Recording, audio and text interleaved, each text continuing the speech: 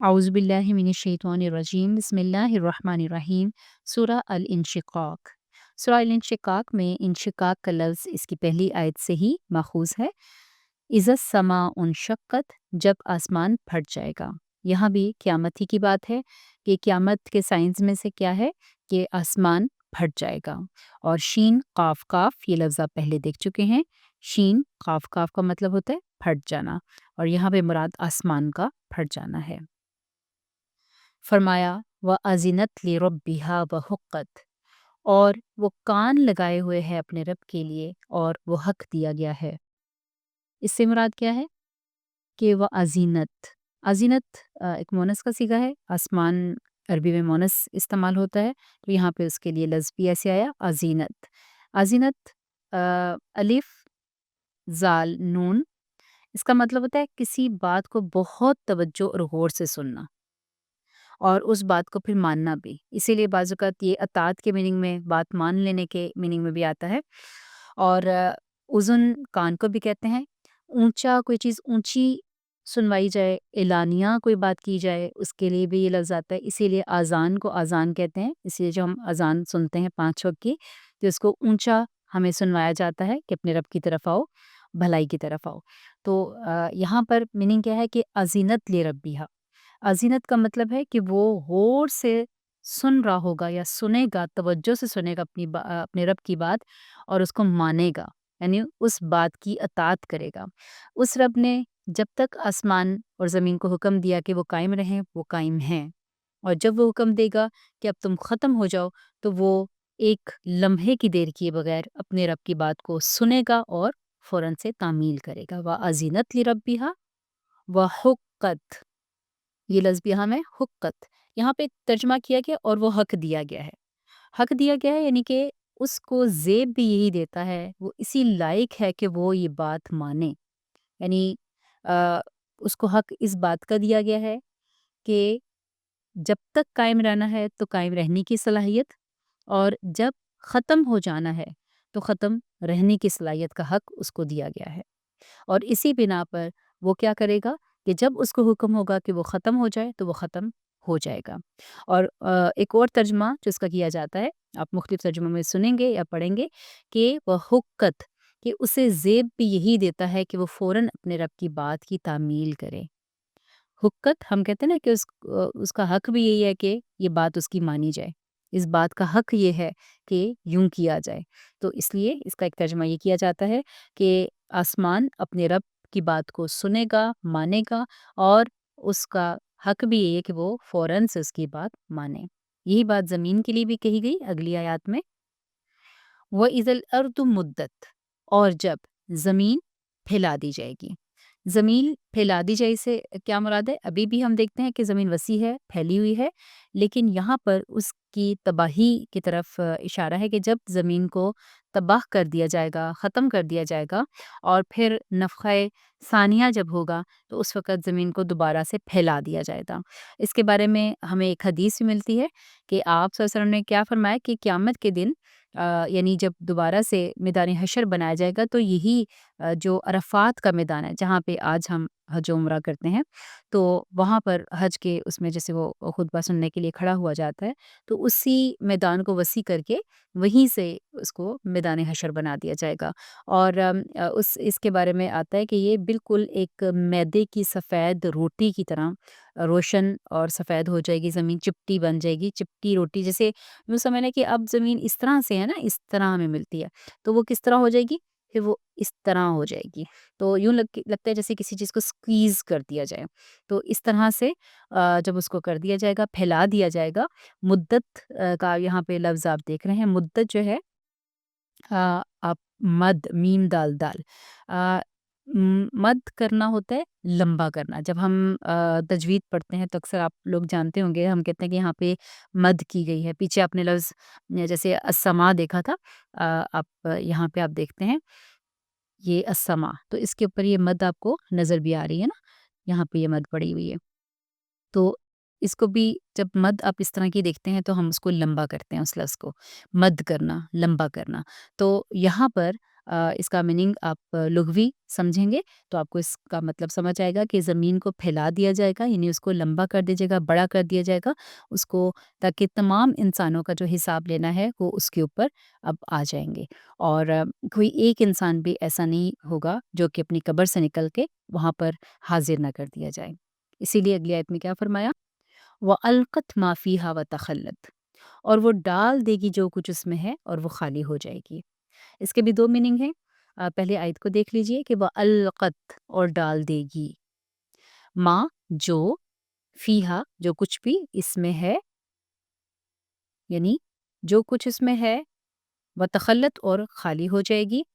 القت، آپ اس لفظ کو دیکھیں، لام قاف چھوٹی، یہ لقیہ، لقیہ کا مطلب ملاقات کرنا بھی ہوتا ہے، اور ہوتا ہے کہ کسی کے سامنے لا ڈالنا، کسی کے سامنے حاضر کر دینا، کوئی یعنی اس طریقے سے ڈالنا، کسی کے سامنے لانا کہ اس چیز کو سامنے دیکھا جا سکے، تو اس کے لیے بھی یہ لفظ استعمال ہوتا ہے۔ اچھا، یہ لفظ دل میں کسی بات کے القاء کرنے کے لیے بھی استعمال ہوتا ہے۔ القاء کا ہم لفظ اردو میں استعمال کرتے ہیں نا، کہ اس کے دل میں بات القاء کی گئی، یعنی ڈالی گئی، تو اس معنی میں بھی استعمال ہوتا ہے۔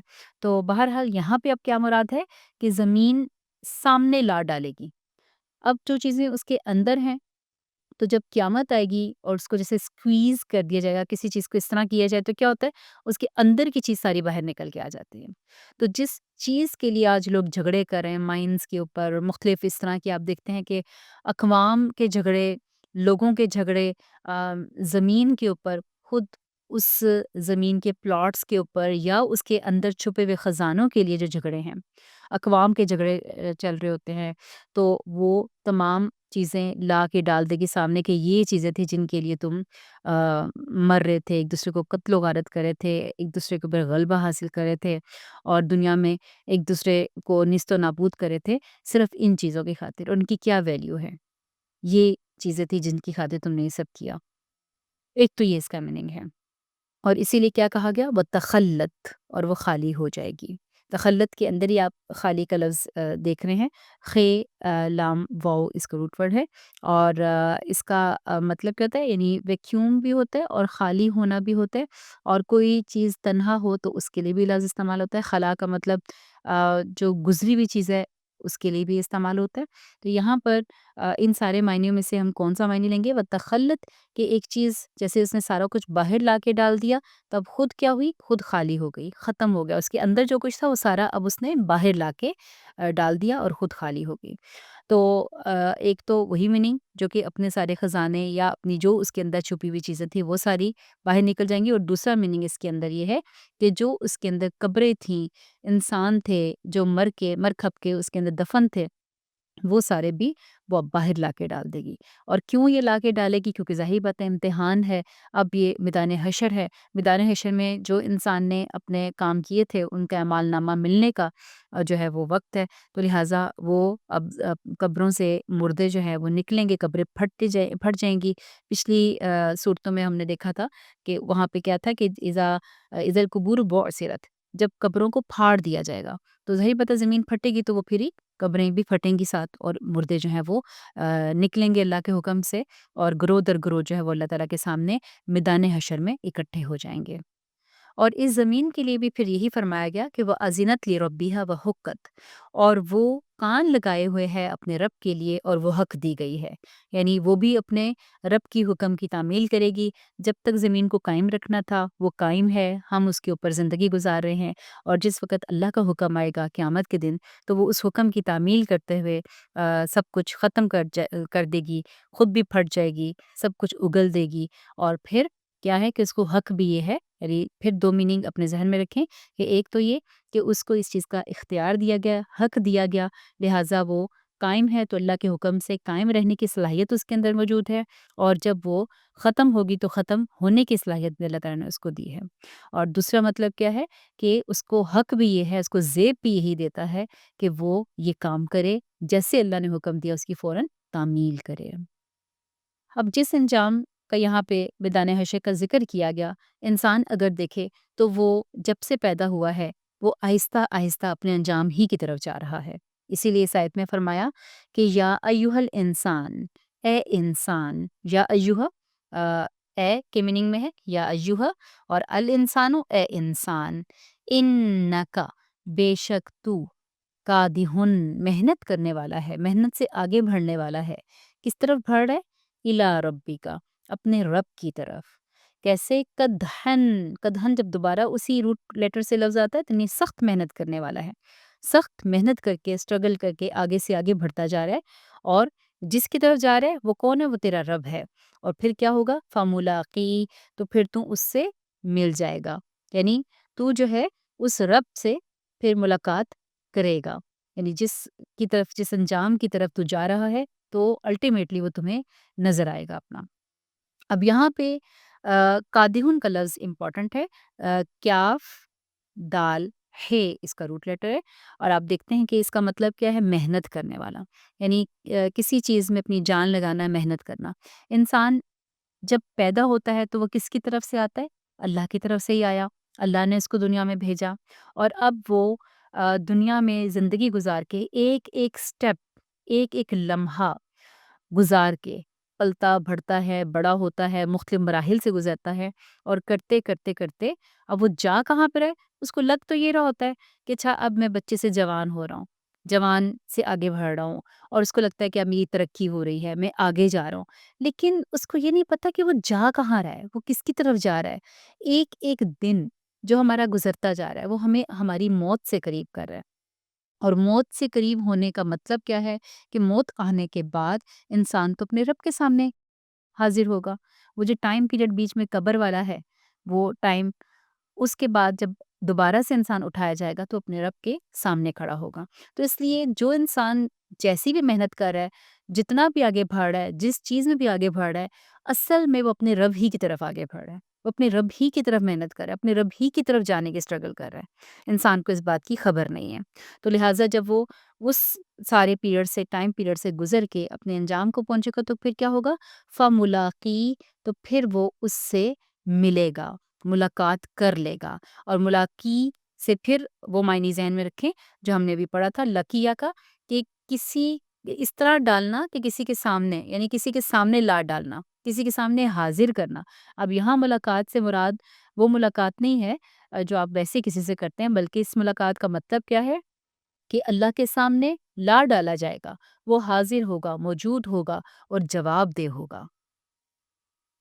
لہٰذا فَأَمَّا مَنْ أُوتِیَ کِتَابَهُ بِیَمِینِهِ، تو رہا وہ انسان جس کا نامہ اعمال اس کے دائیں ہاتھ میں دیا گیا، تو وہ کیا ہوگا؟ اس کا انجام کیسا ہوگا؟ فَسَوْفَ يُحَاسَبُ حِسَابًا يَسِيرًا، تو عنقریب وہ حساب لیا جائے گا، نہایت آسان حساب۔ اب ان آیات کو دیکھیے، فَأَمَّا، پس جو کوئی، من جو بھی، یعنی پس رہا وہ شخص، من جو اوتیا دیا گیا، یہ پیچھے آپ لفظ پڑھ چکے ہیں، کتابہ اپنی کتاب، اب کتاب سے مراد کیا ہے؟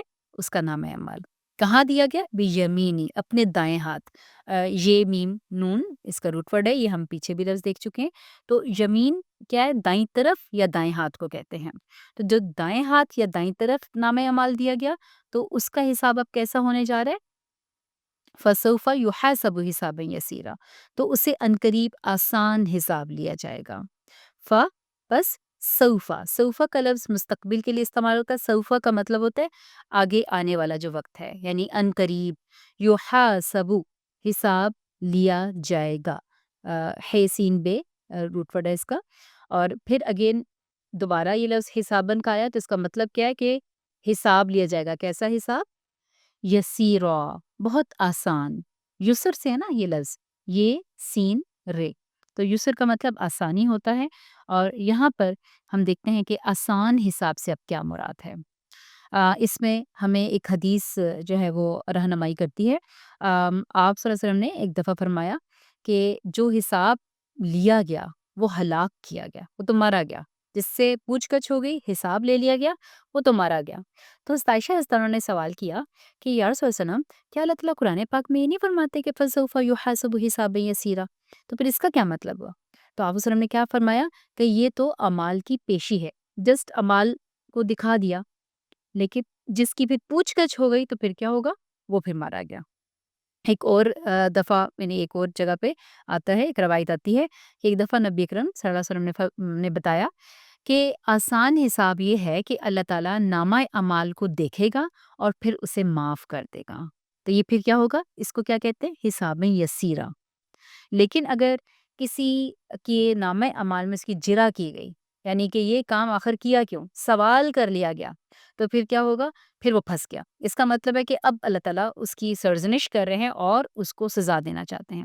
تو لہٰذا ہمیں یہ دعا بھی سکھائی گئی کہ اللہم حاسبنا حسابا یسیرا، کہ اللہ تعالیٰ ہمیں ہمارا آسان حساب لے، اور اللہ کرے کہ اللہ تعالیٰ ہم سب سے آسان حساب لیں اور ہمارے گناہوں کو معاف فرما دیں، اور جو ہم غلطیاں کرتے رہتے ہیں انسان کو اپنے لیے ضرور دعا کرتے رہنا چاہیے کہ یا اللہ بلا حساب ہی جنت میں داخل کر دے، اور حساب لینا تو آسان حساب لینا، اور نامہ اعمال دائیں ہاتھ میں دینا۔ اب ایسا انسان جو ہے، اس کا مطلب ہے اس کو دائیں ہاتھ میں جب نامہ اعمال مل گیا، حساب بھی اس کا سرسری سی نگاہ ڈالی گئی اور اس کو معاف کر دیا گیا، اب سوچیں اس کی خوشی کہ جہاں جہنم سامنے نظر آ رہی ہے اور اس سے وہ بچا لیا گیا، تو اس کی خوشی کا ٹھکانہ نہیں ہوگا۔ ہم ذرا سی کہیں کسی جگہ آگ لگی اور انسان کی بچت ہو جائے، وہ ہلاک ہونے سے بچ جائے، اور انسان کو کتنی خوشی ہوتی ہے کہ وہ بچ گیا، وہ سروائیو کر گیا۔ اور دوسری طرف کیا ہے کہ جنت جیسی خوبصورت چیز اس کو نظر آ رہی ہو اور اس کو لگ رہا ہو کہ اچھا یہاں اس نے جانا ہے، تو پھر اس کی خوشی کا کیا ٹھکانہ ہوگا۔ اسی لیے وہ اس خوشی کو سب سے پہلے اپنی فیملی سے شیئر کرے گا، اور وہ کیا کرے گا؟ وہ ینقلب لوٹے گا، یعنی وہاں پہ سامنے گیا تھا، حساب دیا وہ اپنی باری پر، جا کے حاضری دے کر آیا، اور واپس فوراً پلٹا کہاں؟ الی اہلہ، اپنے گھر والوں کے پاس، مسرورا، خوشی کے ساتھ۔ انسان کی نفسیات ہے نا کہ وہ ہر چیز فوراً سے سب سے پہلے اپنی فیملی سے شیئر کرتا ہے، ذرا سی کوئی خوشی ملتی ہے سب سے پہلے اب ٹھک کر کے اپنے گھر والوں کو فون کرتے ہیں، فوراً سے ان کو بتاتے ہیں۔ تو یہ انسان کی ایک نفسیات ہے۔ تو یہاں پہ کیا فرمایا؟ ینقلبو، یہ بھی پیچھے لفظ پڑھ چکے ہیں، مطلب کیا کہ لوٹے گا، پلٹے گا، الی اہلہ، اپنے گھر والوں کے پاس، مسرورا، خوش۔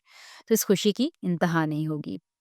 اب دوسری طرح کا انسان، وَأَمَّا مَنْ أُوتِيَ كِتَابَهُ وَرَاءَ ظَهْرِهِ، وَأَمَّا، اور جہاں تک تعلق ہے اس شخص کا یا رہا وہ شخص، من جو، اوتیا دیا گیا، کتابہ اپنی کتاب یا اپنا نام عمل، وراء ظہرہ پیچھے پشت کے، وراء کا مطلب ہوتا ہے پیچھے، یعنی کسی بھی چیز کا پچھلا حصہ، یا جیسے دیوار کے اس پار بھی کہتے ہیں کہ وراء اس دیوار کے پیچھے یا کسی چیز کے پیچھے کا میننگ دیتا ہے۔ واؤ رے چھوٹی، یہ اس کا روٹ ورڈ ہوتا ہے۔ تو پیچھے دیا گیا، اب کس چیز کے پیچھے دیا گیا؟ ظہر ہی، ظہر کہتے ہیں کمر کو یا پشت کو، تو اس کی بیک سائڈ سے اس کو دیا گیا۔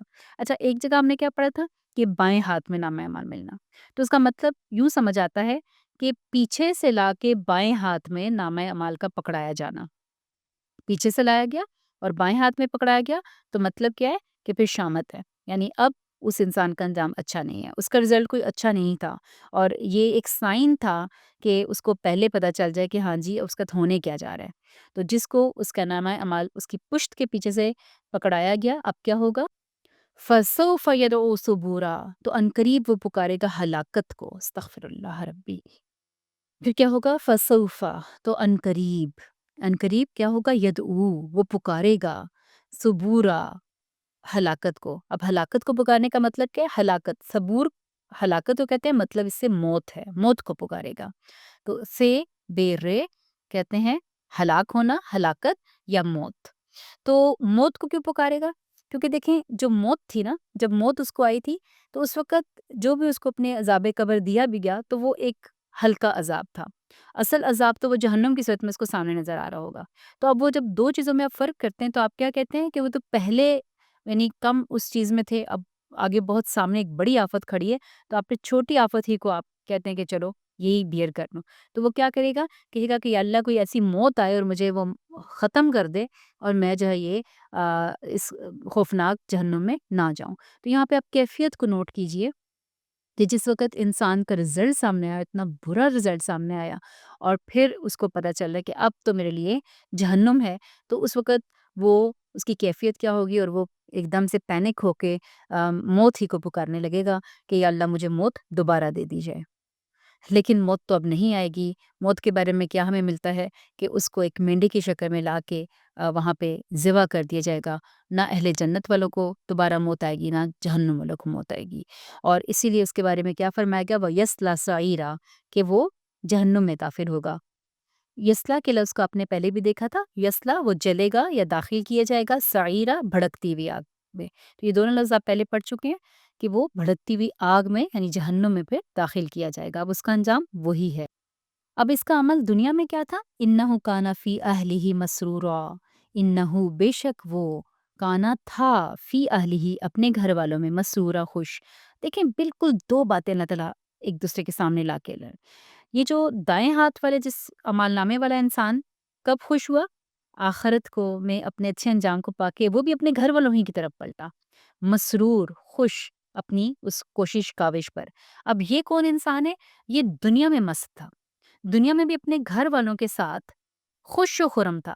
خوش ہونا، دنیا میں خوش ہونا کوئی قباحت نہیں ہے، لیکن یہاں مسرور سے مراد کیا ہے کہ وہ عیش و عشرت میں پڑا ہوا، اللہ کی نافرمانیوں میں پڑا ہوا، اپنے گھر والوں کے ساتھ مل کے بھی نافرمانیاں مست تھا، اور جس کو کہتے ہیں نا شراب و کباب میں تھا، اور اس کو حلال و حرام کا کچھ پتہ نہیں تھا، اس کو اپنے واپسی کا کوئی وہ نہیں تھا، وہ گناہوں میں آگے سے آگے ہی بڑھا ہوا تھا۔ تو ایسا انسان جو اس طرح کی سو کالڈ اور بہت ایک فیک خوشی میں رہتا ہے اور ایسی زندگی گزارا ہوتا ہے، تو یہاں پہ اس کا وہ اس زندگی کا نقشہ ہے، اور دونوں چیزوں کو انسان کے سامنے لا کے کھڑا کر دیا کہ تمہیں اس دنیا کی عارضی خوشی اور عیش چاہیے اللہ کی نافرمانی کر کے، یا وہ جو دائمی خوشی ہے جس کو انسان اس وقت پائے گا جب اس کا رزلٹ نکلے گا۔ اب فیصلہ انسان نے خود کرنا ہے۔ اب اس کا ایک اور گناہ کیا تھا، تھنکنگ کیا تھی کہ انہو ظن ان لن یحور، وہ یہ گمان کرتا تھا، ظن کا مطلب کیا ہوا کہ وہ یہ سمجھتا تھا ان لن یحور کہ وہ کبھی پلٹے گا نہیں، اس کو واپسی کا نہ تو دھیان تھا، نہ پرواہ تھی، نہ اس کے کانسیپٹ میں، اس کے عمل میں کہیں نظر ہی نہیں آتا تھا کہ اس کو یہ کیسے انسان ہوتا ہے جس کے عمل سے آپ یہ دیکھ سکیں کہ اس کو اپنی واپسی کا نہیں ہے، یا وہ نہیں سمجھتا کہ اس کو، آپ ایسے انسان کو جو بہت نافرمانی کرو نا، جو بہت آگے سے آگے بڑھا، آپ کہتے ہیں کہ تمہیں اپنی آخرت یاد نہیں ہے، تمہیں اپنی موت کا خوف نہیں ہے، تمہیں ڈر ہونا اور ڈٹھائی کرنا، جرت کرنا گناہوں پر، یہ سب کیا ہے کہ اس کو اپنی موت یاد نہیں ہے۔ تو یحور کا مطلب کیا ہوتا ہے، لوٹنا یا واپس ہونا، پلٹنا۔ ہے واو رے اس کا روٹ ورڈ ہے، اور اس کا مطلب ہوتا ہے کہ جہاں سے چلا تھا وہیں پر گھوم کے واپس آنا۔ ہم اللہ کے پاس سے آئے تھے، اس نے بھیجا تھا، امتحان لیا، ہم اپنا سارا پرچہ کر کے اب واپس اسی کی طرف لوٹ آئے۔ اور اردو میں یہ لفظ محور استعمال ہوتا ہے۔ محور کا کیا مطلب ہوتا ہے کہ گھومنا، محور و مرکز، یہ میری امیدوں کا محور ہے، یہ میری خوشیوں کا محور ہے، مطلب کہ اسی کے ارد گرد گھومتی ہیں۔ تو گھوم کے انسان جو ہے نا وہ پلٹ کے اسی انسان، اسی خوشی، اسی امید کی طرف جاتا ہے۔ تو محور کا لفظ بھی استعمال ہوتا ہے، بہت سے اور بھی الفاظ ہم اردو میں حور سے استعمال کرتے ہیں۔ محاورہ کا لفظ، بات کو کہ ایک نے پلٹی پھر دوسرے نے کی تو محاورہ، بات کرنا، بات چیت کرنا، تو اس طرح کے الفاظ ہم اردو میں استعمال کرتے ہیں۔ بہرحال یہاں پہ مراد آخرت کی واپسی ہے کہ اس کو وہ بھولی ہوئی تھی۔ لیکن ایک بات وہ جو مزید بھولا ہوا تھا کہ بلا ان ربہ کان بہ بصیرا، وہ جب اتنی نافرمانیاں اور عیش و عشرت کر کے اللہ کو بھولا ہوا تھا، لیکن اللہ اس کو دیکھ رہا تھا۔ بھلا بلکہ کیوں نہیں، ان ربہ بے شک جو اس کا رب ہے، کانا وہ تھا، بھی اس کو بصیرا خوب دیکھنے والا۔ جو وہ کر رہا تھا نا وہ سب کس کے نوٹس میں تھا، اللہ کے نوٹس میں تھا، لہٰذا اللہ دیکھ رہا تھا، اور اسی نے اس کو پھر یہ انجام دکھایا، اور اس کے ساتھ کوئی ظلم نہیں کیا، بلکہ وہ اس انجام کو ڈیزرو کرتا تھا۔ تو اللہ تعالیٰ ایسے انجام سے ہم سب کو بچائے۔ سبحانک اللہم و بحمدک، نشہد ان لا الہ الا انت، نستغفرک و نتوب الیک۔ السلام علیکم و رحمۃ اللہ وبرکاتہ۔